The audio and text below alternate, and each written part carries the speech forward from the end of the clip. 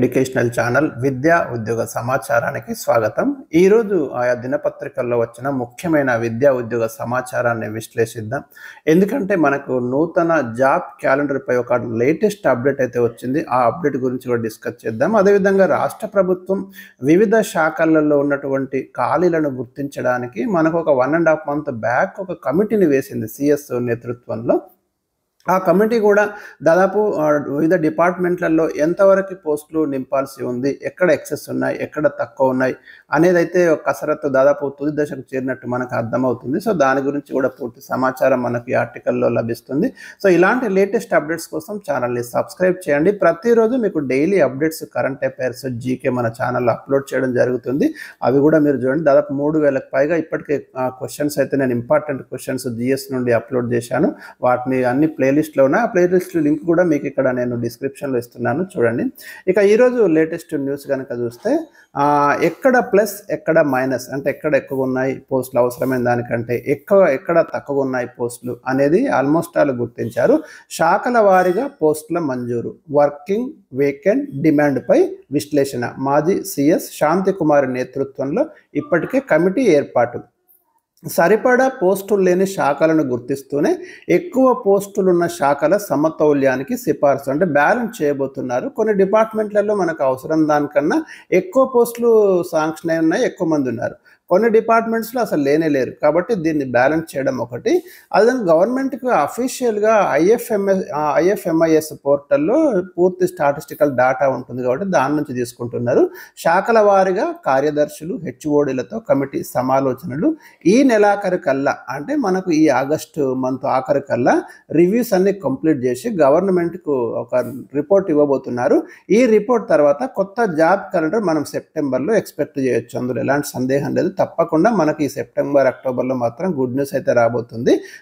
పోస్టులు నింపకపోవడం అనేది ఉండదండి. డెఫినెట్ గవర్నమెంట్ ఉద్యోగ నోటిఫికేషన్లు ఇవ్వడానికే ప్రియారిటీ ఇస్తుంది.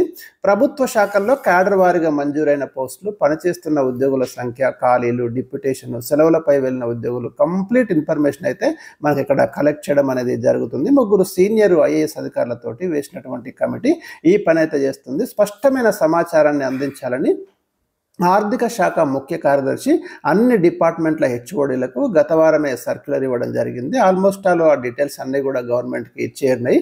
ఇక నెక్స్ట్ విషయానికి వస్తే డిమాండ్ అండ్ సప్లై, అంటే ఎక్కడ మనకి పోస్టులు మంజూరు చేయాలి, ఎక్కడ ఉద్యోగులను నింపాల్సి ఉంది, ఏ డిపార్ట్మెంట్లో.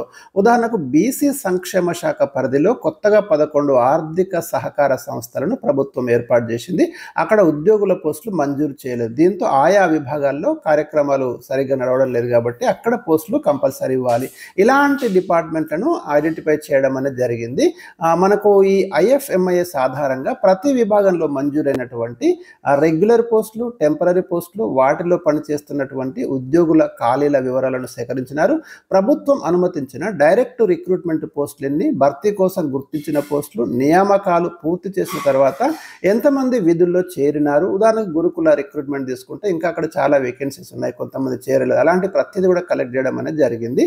ప్రభుత్వ శాఖల్లో డిమాండ్కు తగినట్లు అదనపు పోస్టుల ప్రతిపాదనలు, అంటే కొత్తగా పోస్టులు శాంక్షన్ చేయడము, వాటి మీద ఎంత ఫైనాన్షియల్ భారం పడుతుందనేది కూడా ఆలోచిస్తున్నారు.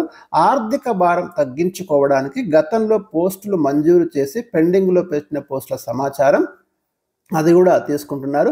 ప్రభుత్వ శాఖల్లో ఎలాంటి అనుమతి లేకుండా తాత్కాలిక పద్ధతిన పనిచేస్తున్నటువంటి ఉద్యోగుల వివరాలని కూడా ఇక్కడ కలెక్ట్ చేయడం అనేది జరుగుతుంది. ఇక త్వరలో నూతన జాబ్ క్యాలెండర్ అని మనకు దీంట్లో ఒక సబ్ ఆర్టికల్ మనం చూడొచ్చు. ఇందుకు సంబంధించి కసరత్తు కూడా ముమ్మరం చేసింది. ఎందుకంటే లాస్ట్ ఇయర్ది మనకు కొంచెం ఎస్సీ వర్గీకరణ అంశంతో లాస్ట్ ఇయర్ జాబ్ క్యాలెండర్ అయితే ఇంప్లిమెంట్ చేయలేదు ప్రభుత్వం. సో ఇప్పుడు కొత్తగా మరొకసారి నూతన జాబ్ క్యాలెండర్ అనేది అవసరమైంది.